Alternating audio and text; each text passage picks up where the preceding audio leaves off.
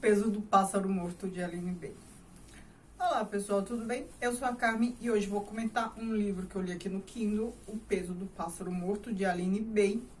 Uma obra que eu já comentei com vocês, é muito triste mesmo. Assim, se você tiver com alguma fragilidade emocional, alguma questão assim, não estiver muito bem emocionalmente, eu aconselho deixar essa obra para depois. Mas no começo a gente tem uma garotinha de 8 anos narrando uma passagem da infância dela. A amiga morreu, a amiguinha de 8 anos morreu, e ela queria entender o que aconteceu, queria entender sobre a morte. E pergunta para a mãe dela estava fritando um bife e fala que a morte era um bife, né? Então, tipo, uma carne já sem vida, né? Alguma coisa assim. Falar isso para uma criança, pense o imaginário dessa criança, né? Tá comendo ali um cadáver e tal. Enfim, isso não foi suficiente para ela, ela foi procurar o Sr. Luiz, um senhor lá, e explicou para ela, né, a amiguinha dela morreu porque foi atacada por um cachorro, né? Então, assim, aquela coisa de criança. Ouve falar que não pode mexer com o cachorro é perigoso, vai lá tentar entender o porquê, né? Essa coisa da proibição sempre desperta nosso interesse. E aí ela acaba morrendo. A morte da amiga e a ausência da amiga pelo resto da vida vai pontuar a existência dela e tal. Só que isso é o mais importante que acontece no livro? Não. Esta narrativa, ela tem saltos, né? Saltos, assim, temporais, mais ou menos de 10 em 10 anos. Então, assim, tem esses episódios, ela tinha 8 anos, depois 17 e 18, depois 28, 38. Então, assim, dos 8 anos até os 52, né? Com saltos. Não é um livro muito descritivo, é uma narração em primeira pessoa, pela personagem. A narração é como se fosse retrato de um estado emocional dela, muito pontual. E então, com 8 anos tem esses fatos. Pois com 17, fato muito mais traumático do que esse 18. Depois com 17, acontece algo muito mais traumático ainda. Que eu não vou falar agora, só vou falar no final, porque aí eu vou dar spoiler aí. Quem não quiser continuar a assistir, né, eu vou avisar o momento que eu vou comentar esses fatos que são spoiler, e aí quem não quiser assistir pode parar. Mas por enquanto o que eu vou falar é para quem ainda não leu ou para quem ainda não leu se importa com spoiler, tá bom? Então, acontece algo ali quando ela tem 17, 18 anos que impacta todo o resto da vida dela. Aí que a vida dela fica triste de fato. E a narrativa desse livro, vocês sabem que a narração é uma coisa que me encanta numa literatura. A narrativa, além dessa característica que eu falei, que parece que são retratos de estado emocional, é uma narrativa um pouco poética, mais pelo formato do que pelo conteúdo.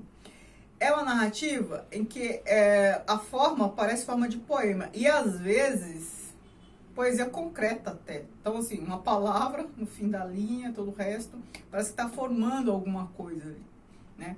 A escrita é uma escrita muito próxima da oralidade. No começo, quando é a narrativa de uma criança de 8 anos, eu pensei que era uma tentativa de simular o pensamento de uma criança, né? Então, sem pontuação e tal. Mas depois, de adulto, também continua assim, né? Continua da mesma forma, com, digamos, licenças poéticas para não usar maiúscula quando tem que usar, a pontuação também. E assim, do ponto de vista assim, da gramática normativa, da língua culta, há várias outras falhas, assim, entre aspas, né? Mas já tem um formato de poesia, a gente já atribui tudo isso à licença poética. É um tipo de narrativa que, às vezes, você pode até pensar que é fluxo de consciência, mas não é. Há muita organização ali para ser fluxo de consciência. E essa forma também, né, essas rupturas com as normas cultas, também levam a essa impressão, mas não é fluxo de consciência. Está mais próximo de um monólogo interior, ela falando com ela mesma, com vazio, né? Por isso que eu falei até que parecem, assim, retratos de alma, né? Estado de espírito. Então, é um romance muito curto, mas com este peso, é o peso do pássaro morto, este peso emocional que a gente sente na narrativa. E outra característica que faz lembrar poesia, porque é muito emocional, a gente quase não tem fatos ali, é mais estado de alma, o impacto de alguma coisa na vida dela, né, nas emoções dela. E como ela lida, assim, a gente não sabe muita coisa prática do que acontece na vida dela. Então a gente sabe que na vida adulta ela acabou se tornando uma secretária, não era isso que ela sonhava quando era pequena. Ela acabou levando uma vida possível. Por que possível? Possível considerando o que aconteceu com ela quando ela tinha 17 anos. E todo o resto é muito triste. Uma pessoa que vai sobrevivendo, sem alegrias, com arrependimentos, com vazios, com dor, sabe? Então, é uma história de perdas que começa desde quando ela é criança, né? Lá que perde a amiguinha, depois o próprio São Luís também perde. Depois, então, na vida adolescente para adulta, ela acontece o fato traumático e toda a vida dela acabou sendo assim, arrastar o que sobrou dela e sobreviver, né? Então, assim, colar seus cacos, colocar embaixo do braço e seguir. É uma vida muito triste, é um estado, assim, de solidão muito pesado, é uma tristeza muito pesada. O que aconteceu com ela é muito triste e a gente fica naquelas, né? Seria possível, e como eu falei, né? Se você tiver alguma fragilidade emocional, né? Se tiver um estado assim meio, né, sensível, não leia. Agora, para quem não quiser saber de spoiler, eu peço que você deixe seu joinha, se despeça de mim e até a próxima. Porque agora eu vou falar o que aconteceu com ela, por que esse trauma, por que essa tristeza toda, certo? Contei pra vocês. Ela tinha 8 anos, aconteceram esses episódios aí da perda da amiga, depois o Luiz e tal. Aí quando ela tinha 17 anos, adolescente normal, ela gostava de um menino, eles estavam meio que namorando e tal, né, da idade dela.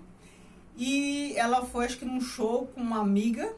Ela sentia ainda a falta, né, da outra amiguinha que morreu. Mas ela tinha uma nova amiga, ela foi no show com a amiga. E aí, aquelas coisas de adolescente, ela deu... A amiga dela estava beijando o namorado, o amigo. Aí ela deu... Enfim, foi um lance ali de beijo triplo, né? Os três, assim, beijaram. A amiga dela beijando o menino, ela deu um beijo neles, assim, um beijo no beijo, alguma coisa assim. E aí tiraram uma foto. E aí vocês sabem que adolescente, criança e adolescente são cruéis. Aí divulgaram essa foto na escola. Aí o namorado dela, né, o namoradinho dela, nossa, ficou muito bravo. Xingou ela, assim, de todos os nomes horríveis que vocês imaginarem. Tal, e aí ficou bravo, tipo, terminou e tal. Aí depois, num episódio, ela tava sozinha em casa, acho que os pais saíram, e esse namoradinho foi visitá-la. Ela achou que fosse pra fazer as pazes. Mas não, ele tava com a faca. Ele colocou a faca no pescoço dela e a estuprou violentamente. Eles nunca tinham tido nada, acho que ela era virgem. Ele a estuprou.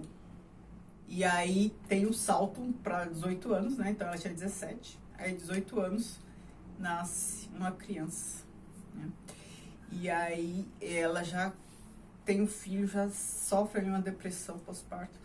Ninguém ficou sabendo que ela foi estuprada. Ela não contou para os pais dela, né? Ela contou que estava grávida e tal, e os pais falaram, você teve maturidade para fazer, agora você vai criar.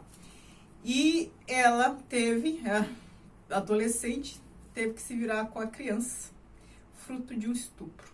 Porque ela não teve coragem de contar. O cara, quando ficou sabendo, se mandou, não quis saber e tal. E aí a vida dela foi isso.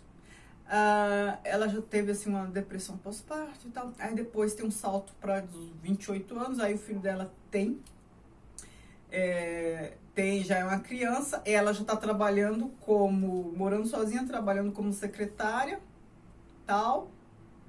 E se arrasta. Ela não conseguiu ser uma boa mãe. Ela decidiu ter criança, mas não conseguiu ser uma boa mãe. Porque o filho dela era a cara do pai. Ela olhava pra ele e lembrava do estupro, né? E não conseguia. Aí é uma relação distanciada. O menino também, ele era muito mais próximo da mulher que cuidava dele, que foi muito mais mãe dele do que ela. O que que o livro tem esse nome, Peso do Pássaro Morto. Porque aí, quando ele é criança e tal, ele fez aquelas brincadeiras de menino, né?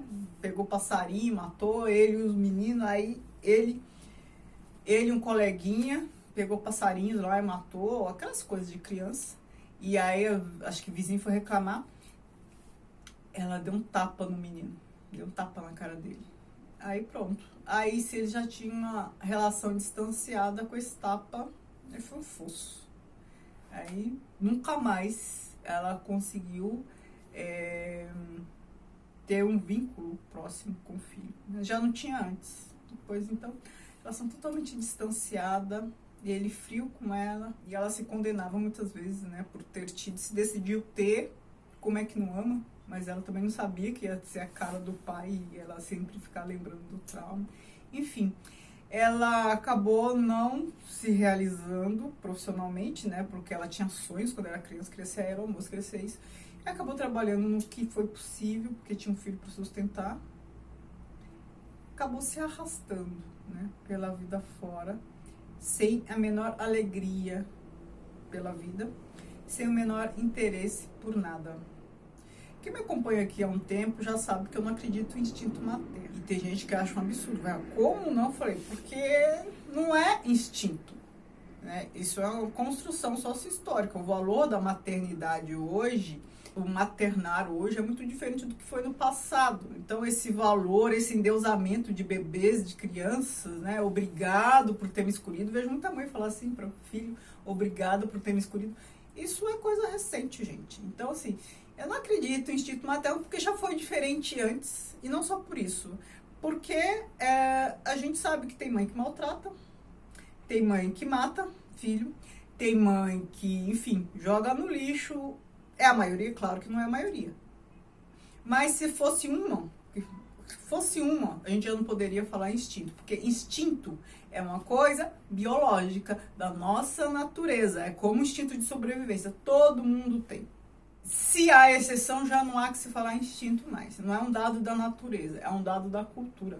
E a gente sabe, tem muita mãe sociopata, muita mãe narcisista, muita mãe psicopata, né? Muito mais do que a gente imagina. E nada disso é a situação dela, né? Ela sofreu um trauma, tal, e por isso que não conseguia se relacionar bem com o filho, né? Uma relação distanciada. Ela foi uma boa mãe? Não foi. Então não há que se falar em instinto materno, assim. As razões para não ser uma boa mãe, há várias. Tem mães que são terrivelmente más, perversas e tal. Né? Não foi o caso dela, mas ali houve um trauma. E a nossa sociedade romantiza muito a maternidade. Né? Todo mundo sabe que não é fácil. E não é um instinto natural. Por outro lado, o que nós podemos pensar também, né? Fazendo contraponto? O que é ser mãe, né? Quem ensina isso? Onde se aprende a ser mãe? A mãe dela, por exemplo, quando explicou sobre a morte e faz analogia com o bife, é um exemplo péssimo, mas como é que a gente condena também, né? Não tem receita, é muito difícil e a gente tem que começar a normalizar que a maternidade não é para todo mundo. A gente tem que normalizar também que a mãe não é a Virgem Maria, uma mãe não é a Virgem Maria, é uma pessoa normal que comete erros, que tem sentimentos negativos também em relação ao filho, à criança. As razões para ter esses sentimentos negativos podem ser várias. Então, a gente tem que começar a perceber isso, começar a ter consciência disso, para pressionar menos as mães, né? Porque sempre tem uma pressão social. Amor de filho para mãe, de mãe para filho, ser aquela coisa perfeita, maravilhosa, incondicional. E nem sempre é assim, gente. Há várias circunstâncias que nos mostram que nem sempre é assim, nem sempre dá para ser assim, né? Este livro é uma prova disso. Então é isso, apesar de ter dado spoiler, eu não vou falar como o livro termina, né? Mas é triste, terrivelmente triste. É tudo triste, não tem nenhuma passagem suave aqui, certo? Então, me digam se vocês já leram, se gostaram, o que vocês acharam, se ficaram interessados a ler. Enfim, interajam comigo aqui embaixo nos comentários, eu vou adorar ler. Muito obrigada, beijos e tchau, tchau.